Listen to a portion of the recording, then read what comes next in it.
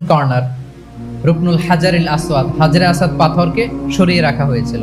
এখন কাবা যখন পুনর্নির্মাণ শেষ, ওই হাজরে আসওয়াদ পাথরকে আবার তার জায়গায় রাখা হবে। কিন্তু কে রাখবে?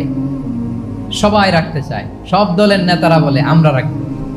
এক দলের নেতা বলে যে আমি রাখবো।